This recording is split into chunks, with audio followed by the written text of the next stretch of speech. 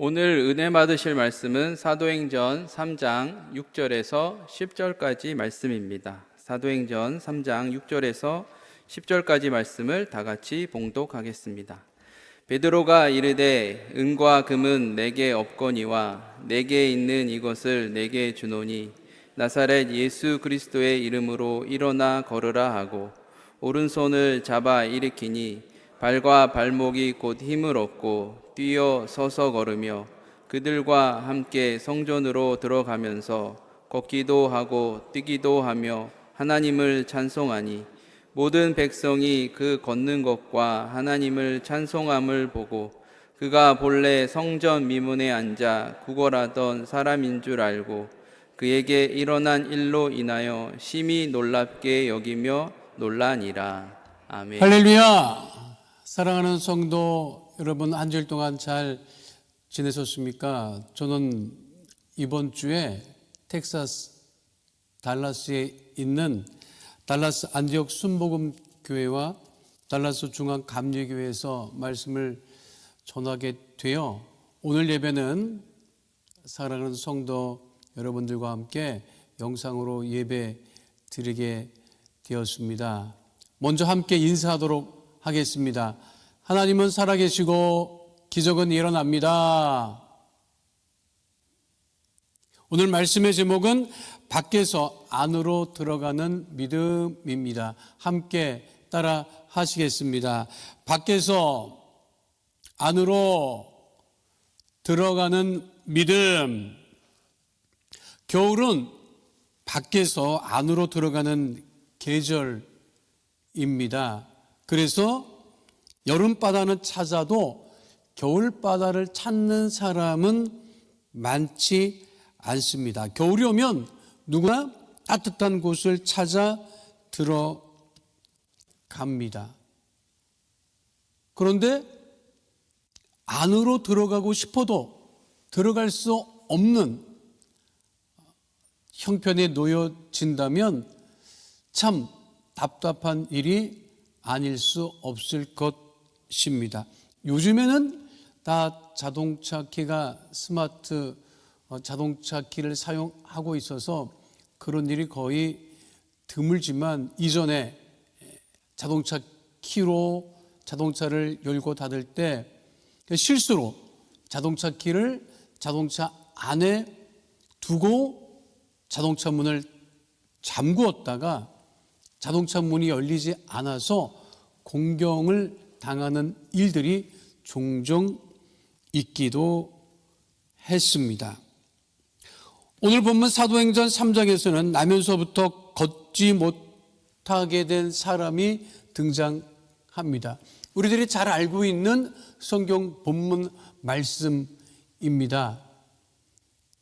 예루살렘 성전 미문 앞에 나면서부터 걷지 못하게 된 사람이 그 성전 미문 앞에서 성전을 출입하는 사람들을 대상으로 구걸을 하고 있을 때 베드로와 요한을 만나게 되죠.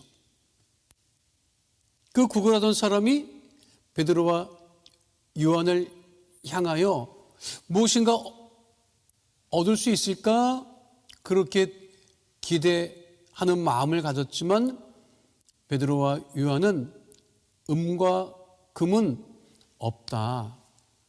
그러나 네게 있는 것으로 네게 명하노니 곧 나사렛 예수 그리스도 이름으로 일어나 걸으라 하는 그 말씀의 선포를 듣고 나면서부터 걷지 못하게 되었던 사람이 자리에서 일어나 걷게 되었고 그리고 베드로와 요한을 따라 함께 예루살렘 성전에 들어가서 걷기도 하며 뛰기도 하며 하나님께 영광을 돌렸던 일이 사도행전 3장의 이야기입니다.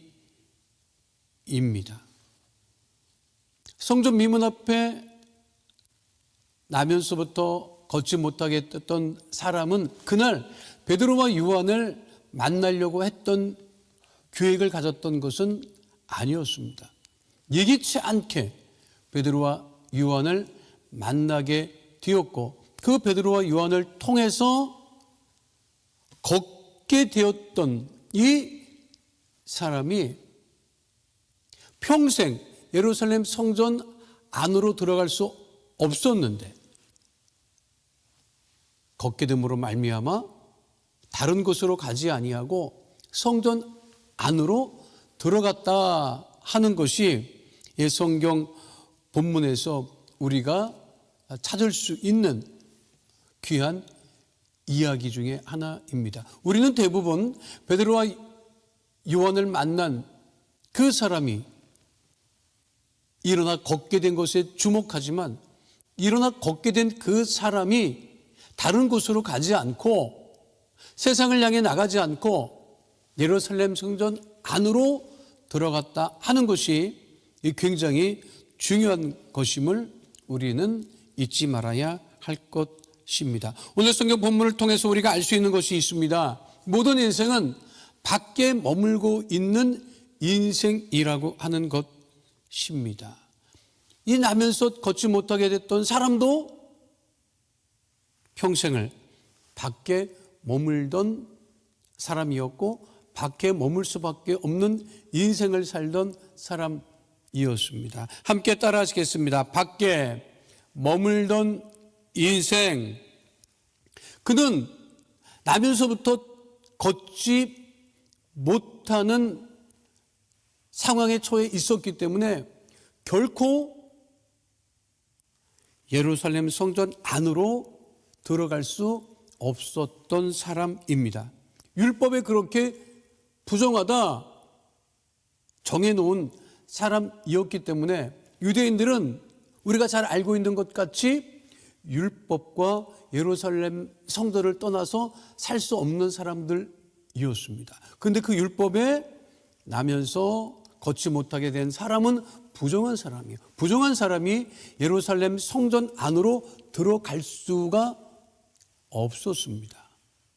그런데 나면서부터 걷지 못하게 됐던 그 사람도 성전 미문 앞에 사람들이 많이 출입하는 그 성전 미문 앞에서 구걸은 했지만 사실 그의 마음의 소원은 예루살렘 성전 안으로 들어가는 것이었습니다.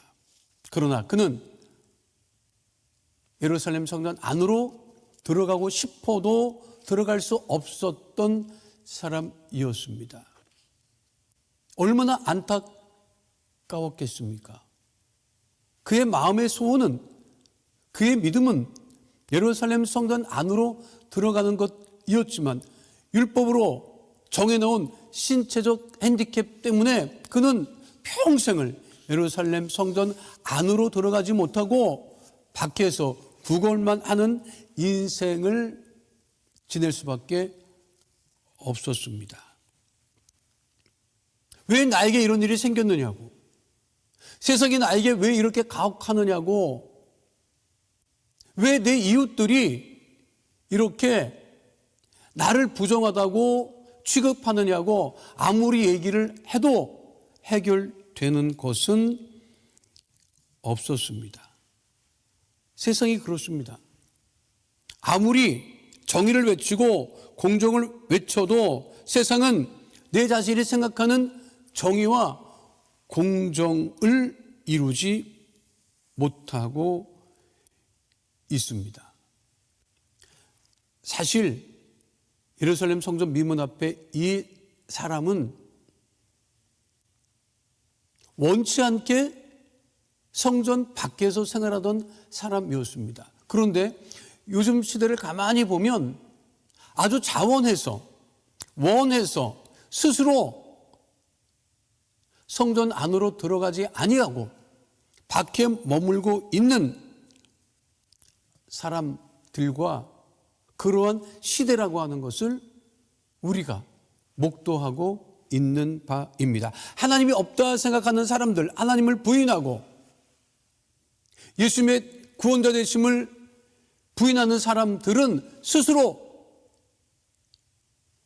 성전 안에 머물기를 거부하는 사람이라고 할 수 있습니다.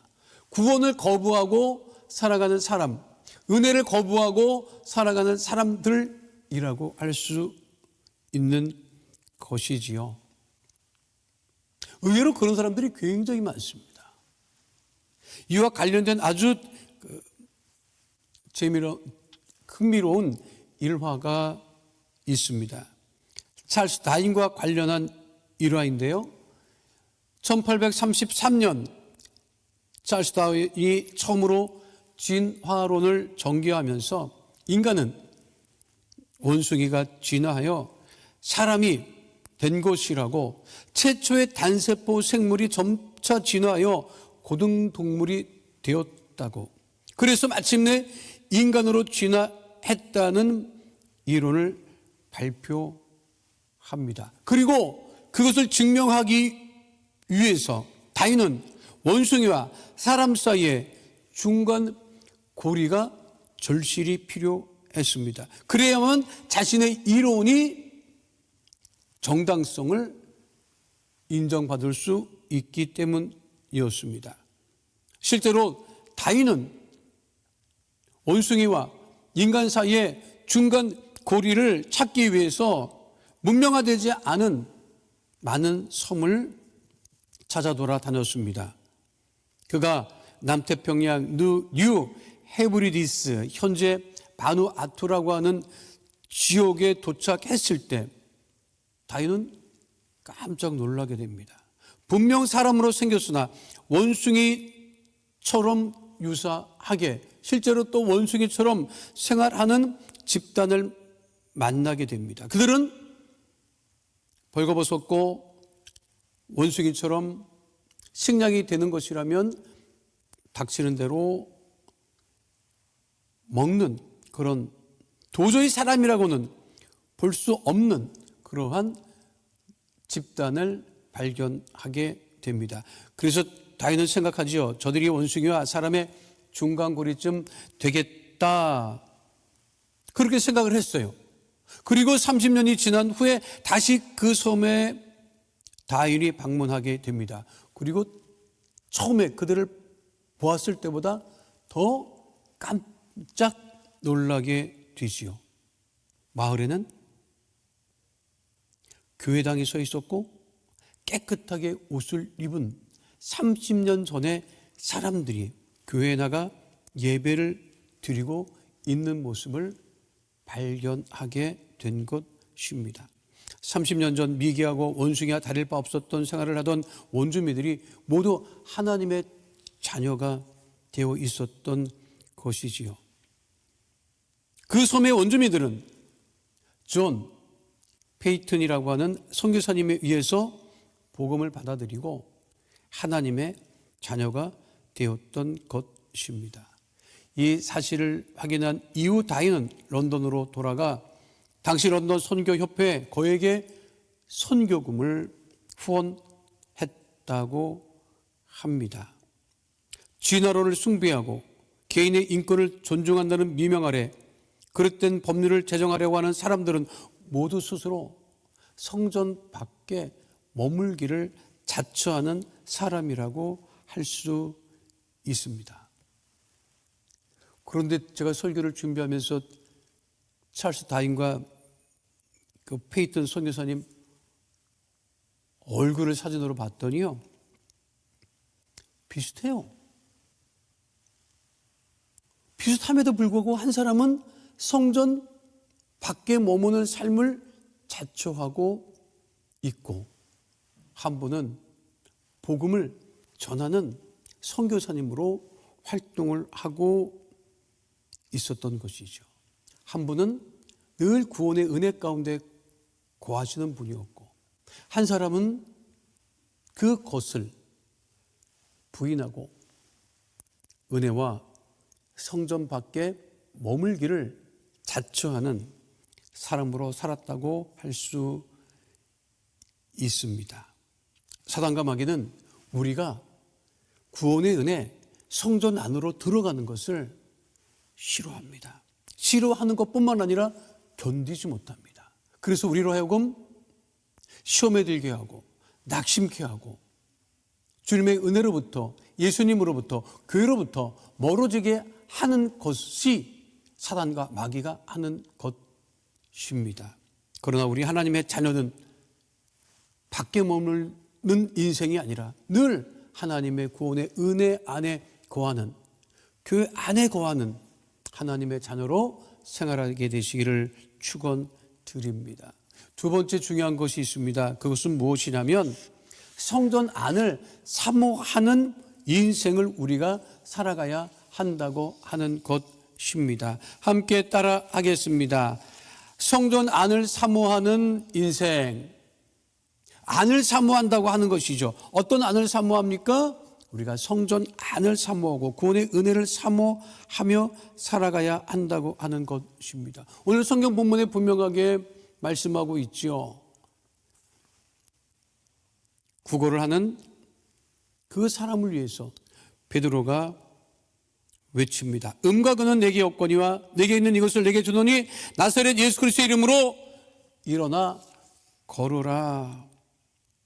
구걸을 위하여 손을 내밀었던 그 사람의 손을 잡아 일으키니 평생 걷지 못했던, 나면서부터 한 번도 걸어본 적 없었던 그가 발과 발목이 곧 힘을 얻고 뛰어서서 걸으며 베드로와 요한과 함께 성전으로 들어가면서 걷기도 하고 뛰기도 하며 하나님을 찬송하였습니다. 베드로와 요한은 오순절 마가 다락방에서 성령의 충만함을 받은 이후에 유대인을 두려워하지 않고 담대하게 복음을 전하는 사도로 변화하였고, 예루살렘 성전 미문 앞에서 평생을 구걸하던, 나면서부터 걷지 못했던 사람을 걷게 하였습니다. 그것은 전적으로 하나님의 역사하심, 성령의 역사하심이었습니다. 우리가 주목하는 것이 무엇입니까?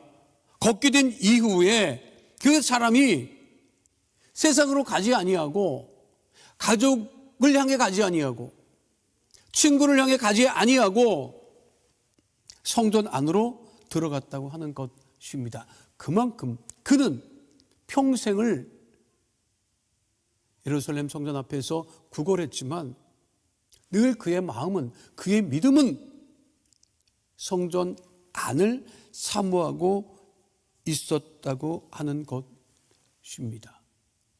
원치 않게 성전 밖에 있었지만 그가 간절히 원했던 것은 성전 안으로 들어가는 것이었습니다. 그렇기 때문에 그가 베드로와 요한을 통해서 걷게 되자마자 성전으로 들어갔던 것입니다. 무엇을 사모하며 살아가고 있습니까? 성전에서의 예배를 사모하며 살아가고 계십니까? 코로나 바이러스가 창궐했을 때 한국 교회는 교회 나와서 예배 드릴 수 없었습니다. 소수의 인원만이, 예배를 담당하는 소수의 인원만이 예배를 드리던 그러한 때도 있었습니다. 그때 많은 성도들이 안타까워했습니다. 성전으로 나가 예배 드리기를 소원했습니다. 지금은 우리가 성전에 나와서 자유롭게 예배 드릴 수 있습니다. 코로나 시절에는 마음은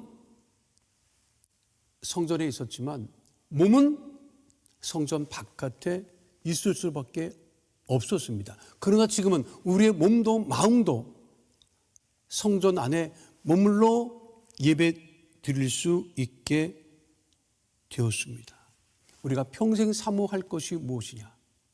교회를 사모하고 하나님의 은혜를 사모하고 그 은혜를 따라 살아가기를 간절히 원할 때 하나님께서 우리에게 크신 복을 더하여 주심을 잊지 않게 되시기를 축원드립니다. 그래서 12월 첫째 주 오늘 성찬 주일에 그 성도를 사모하여 은혜를 사모하여 예배를 드리고 성찬을 대할 때 하나님께서 우리들의 삶의 문제를 해결하시고 질병을 치유하시고 우리를 온전케 하심을 잊지 않게 되시기를 축원드립니다. 이스라엘 백성들은 아무리 힘들고 35도 예루살렘 성전이 파괴되고 모든 성전 기물과 함께 그들이 바벨론으로 포로로 끌려갔을 상황에서도 그들은 늘 포로 생활 가운데서도 예루살렘 성전을 사모했고 다시 성전을 건립하기를 원했고 그와 같은 간절한 믿음의 소원 끝에 그들이 다시 예루살렘 성전이 있었던 예루살렘으로 돌아와 성전을 다시 건축했던 것을 우리는 잊지 말아야 할 것입니다. 성전을 사모하는 사람이 곧 교회와 예배를 사랑하는 사람인 것을 우리는 결코 잊지 말아야 할 것입니다. 선교지에서 새벽 예배를 드릴 때 그날은 이민교회 성도들 중 대다수가 한국을 방문하는 시기였고 그래서 몇 분 새벽 예배 나오지 않고 있었던 상황이었는데 그날은 아예 아무도 나오지 않았습니다. 예배 전 찬양을 해야 되는데 망설였죠. 해야 되나 말아야 되나. 그러나 하나님과 약속된 시간이 있기 때문에 혼자 미가엘 반주기를 틀어놓고 찬양을 시작을 했습니다. 찬양을 시작할 때 또 망설였죠. 크게 할까? 나 혼자밖에 없는데 작게 할까? 그래도 조영기 목사님이 대저동 천막교회 시절에 성도 5명 밖에 있지 않아도 마치 5,000명이 있는 것 같이 설교하셨다는 말씀이 기억나서 성도는 하나도 없지만 수없이 많은 성도들이 모인 것으로 생각하고 힘차게 혼자 찬양을 하기 시작을 했습니다. 5시가 다 되니까 늘 새벽 예배 나오시던 권사님이 들어오시는데 깜짝 놀라시는 거예요. 그리고 함께 예배를 드리고 또 그 권사님을 먼저 주차장에 내려주시고 주차하고 올라오시던 우리 권사님의 바깥 집사님이 또 들어오면서 깜짝 놀라는 거예요. 그렇게 예배를 드리고 그 주 주일에 제가 여쭤봤어요. 권사님, 집사님, 왜 그날 새벽 예배 나오셔서 성전에 들어오자마자 놀라셨습니까? 이렇게 여쭤봤더니 권사님이 하시는 말씀이 그날 주차장에 내려서 성전으로 들어오는데 목사님 찬양 소리가 너무 우렁차고 힘차서 오늘은 성전이 가득 성도들로 찬 줄 알았다는 거예요. 그래서 올라와 봤더니 아무도 없었다는 거예요. 그래서 깜짝 놀랐다는 거예요. 지금도 제가 그 예배를 잊지 않고 기억하고 있습니다.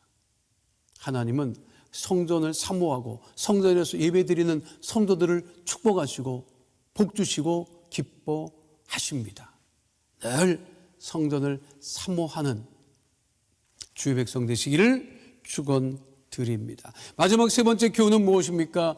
오늘 사도행전 3장 예루살렘 성전 미문 앞에서 나면서부터 걷지 못하게 됐던 그 사람이 걷게 되었던 이야기에서 하나님이 주시는 은혜는 무엇입니까? 그것은 기적을 누리는 인생이 누구라도 될 수 있다고 하는 거예요. 함께 따라 하시겠습니다. 기적을 누리는 인생. 자, 이 사람이 어느 자리에서 기적을 체험했지요? 평생 구걸하던 그 자리에서 기적을 체험했어요. 못 살겠다, 죽겠다, 지긋지긋하다 라고 생각했을 수도 있는 그 자리에서 그가 기적을 체험했다는 거예요. 이것은 굉장히 우리에게 주시는 은혜가 큽니다. 기적을 체험하는 자리가 어디냐? 내 삶의 자리가 기적을 체험하는 자리가 된다는 것이에요. 기적을 체험하는 자리가 저 어디 산꼭대기가 아니라, 어디 좋은 장소가 아니라, 내가 살면서 힘들다, 어렵다, 괴롭다 하는 그곳에서 우리가 예수님을 만나기만 하면, 제대로 만나기만 하면 네 삶의 자리에서 기적을 체험할 수 있다는 것입니다. 그러니까 내가 지금 힘들고 어려워도 그 자리를 피하거나 벗어나려고 하거나 포기하지 말고 자기 자리를 지켜야 한다고 하는 것이죠. 그곳에서 기적이 일어나기 때문에 지금은 기적이 필요한 때입니다. 정말 하나님의 기적이 우리 모두에게 필요한 때입니다. 힘들고 어렵다고 하는 이 시기에 우리 하나님의 자녀들이 모두가 기적을 체험하는 역사를 누리게 되시기를 축원드립니다. 누구도 거들떠보지 않는 자리라 하여도, 빛이 나는 자리가 아니라 하여도, 환영받는 자리가 아니라 하여도 그 자리를 떠나지 않을 때 기적이 체험된다는 거예요. 1990년대 말 한 공중파 방송에서 칭찬합시다라고 하는 예능 코너를 진행한 적이 있습니다. 기억하시는 분도 있을 거예요. 그런데 그 주간에 방송된 칭찬합시다, 칭찬받는 한 분이 아주 가난한 고향에서 벗어나기 위해서 혼자 서울로 올라와요. 키도 자그마한 아주머니였어요. 올라와서 영등포에서 식모 생활을 하면서 생활을 하기 시작을 합니다. 그런데 자신도 그렇게 힘들고 어려운데 1980년 초반에 고향 시골에서 올라와 영등포에서 식모살이, 또 하루 일거리를 찾아다니면서 생활하던 그 분의 눈에 장애를 가진 사람들이 눈에 띄기 시작을 하는 거예요. 자기 형편도 어려운데 그들을 돕기 시작하는 거예요. 누구도 그 장애를 가진 사람을 돌아보지 않는데, 영등포 그 시장에서 생활하는, 영등포를 중심으로 생활하는 그 분이 장애를 가진 사람들을 돕는다고 하는 이야기가 퍼져나가자 그 아주머니에게 또 장애를 가진 사람들이 찾아오거나 맡기는 일이 생기기 시작했던 거예요.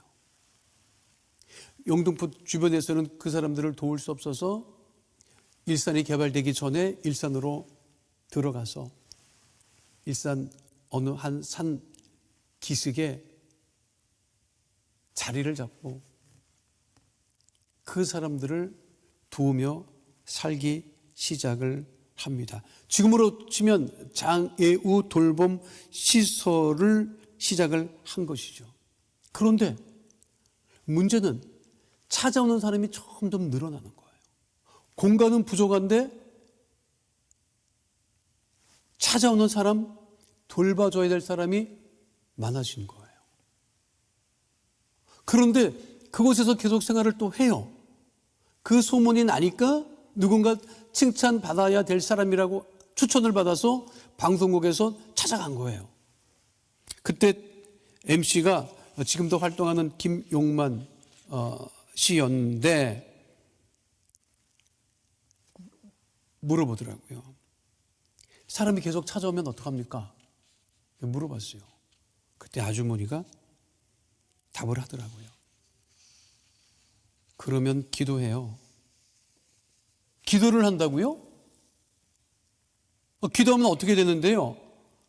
김용만 씨가 어처구니 없어서 물어보는 거예요. 그랬더니 그분이 뭐라고 하느냐면 기도하면 비가 와요. 이러는 거예요. 그러니까 아니 기도하면 비가 온다고요? 네. 비가 오면 또 어떻게 되는데요? 그 물어봤어요. 그랬더니 그분이 뭐라는 줄 알아요? 비가 오면 저 산 비탈이 흘러내려요.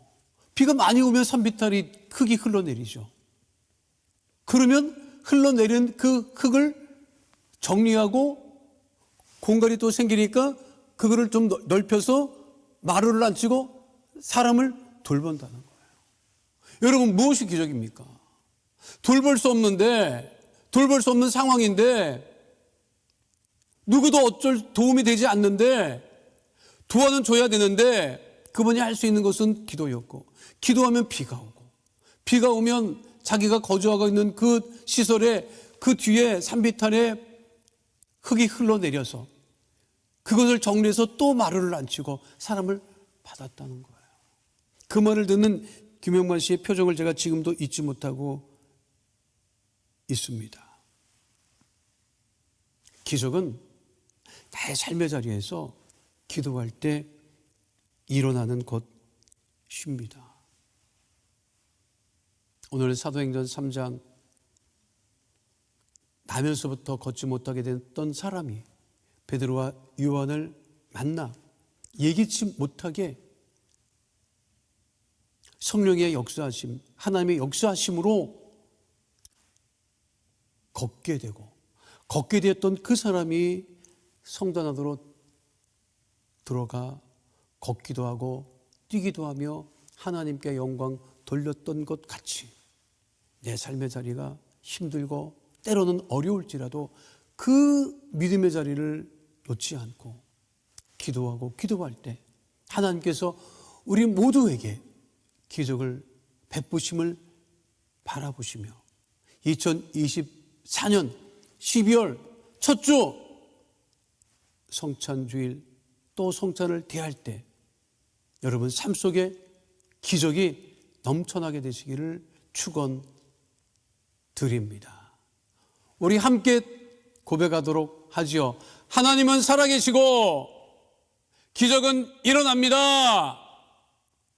거룩하신 아버지 하나님, 우리 모두가 성전 밖에 머무는 인생을 살지 아니하고 움직일 수 없는 상황이라도 성전을 삼아오는 믿음을 가지고 내 삶의 자리에서 성전 안을 사모하며 믿음으로 기도하여 기적을 체험하는 하나님의 자녀 다 되어지게 하여 주시옵소서. 우리 모두가 기적을 체험하는 하나님의 자녀 되게 하심을 감사드리며 좋으신 우리 주 예수 그리스도 이름으로 기도하옵나이다. 아멘. 이제 마음에 손 있는 분은 가슴에 손을 얹고 기도합니다. 아픈 곳 있다면 아픈 곳에 믿음의 손을 얹고 함께 기도합니다. 좋으신 하나님, 이 시간 그 능력의 펴신 팔로 우리를 붙드시고 치료하여 주심을 믿습니다. 주님, 어제나 오늘이나 영원토록 동일하신 주님을 믿습니다. 이 시간 그 거룩한 보혈의 피를 의지하며 기도하오니 우리의 모든 병약함과 질병과 나약함을 치료하여 주시옵소서. 내가 시간 나사렛 예수 그리스도의 이름으로 명하노니 모든 병마야 더러운 귀신아 묶음을 놓고 떠나갈지어다. 이 시간 믿음의 성도들의 삶에부터 더러운 질병을 가져다주는 모든 질병의 원수 마귀는 묶음을 놓고 떠나갈지어다.